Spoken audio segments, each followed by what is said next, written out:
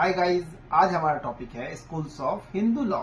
Hindu law के दो सबसे प्रमुख स्कूल हैं। पहला है Mitakshara school of law, second है दयाभाग स्कूल ऑफ लॉ। जो मिताक्षरा स्कूल ऑफ लॉ है पूरे इंडिया में अप्लाई होता है एक्सेप्ट 2 स्टेट को छोड़कर। पहला है वेस्ट बंगाल, दूसरा है आसाम। इन दोनों स्टेट को अगर छोड़ दिया जाए तो लगभग पूरे इंडिया में Mitakshara school of law apply होता है और दयाभाग स्कूल ऑफ लॉ जो है वेस्ट बंगाल और असम में अप्लाई होता है।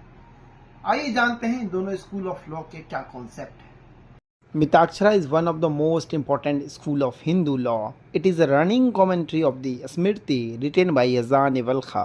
This school is applicable in the whole part of India except the state of West Bengal and Assam. Mitakshara school of law जो है वेस्ट बंगाल और आसाम को छोड़ दिया जाए तो लगभग संपूर्ण भारत में अप्लाई होता है।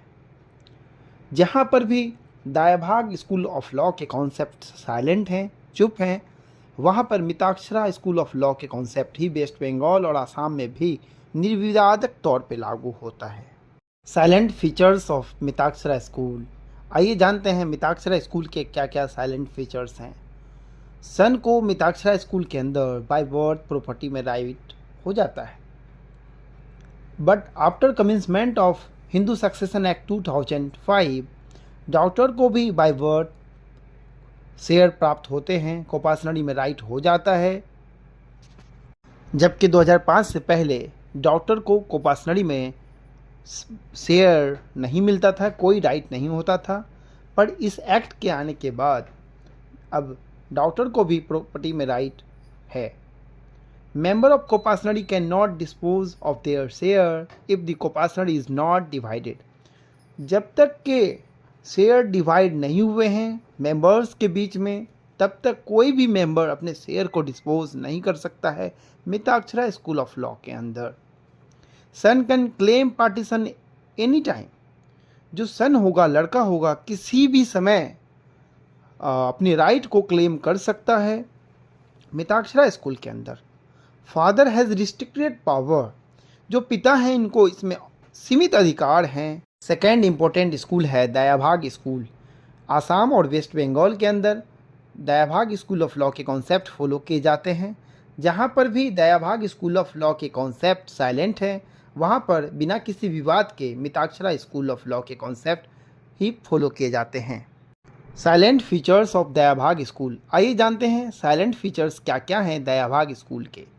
दयाभाग स्कूल के अंदर सन को प्रॉपर्टी में बाय बर्थ राइट नहीं होता है। फादर को एब्सोल्यूट राइट होता है प्रॉपर्टी में, चाहे वह प्रॉपर्टी सेल्फ एक्वायर्ड प्रॉपर्टी हो उनकी या फिर एंसेस्ट्रल प्रॉपर्टी हो। दयाभाग स्कूल के अंदर जो शेयर हैं उनको बिना पार्टीशन के भी अपने राइट क्लेम करने का पूरा हक होता है, जबकि मिताक्षरा स्कूल ऑफ लॉ के अंदर ऐसा नहीं है। मिताक्षरा स्कूल ऑफ लॉ और दयाभाग स्कूल ऑफ लॉ के हम लोगों ने इंट्रोडक्शंस और साइलेंट फीचर्स को देखा। मिताक्षरा स्कूल ऑफ लॉ में जहां सन को बाय बर्थ प्रॉपर्टी में राइट हो जाता है, वहीं दयाभाग स्कूल ऑफ लॉ के अंदर सन को प्रॉपर्टी में बाय बर्थ राइट नहीं होता है।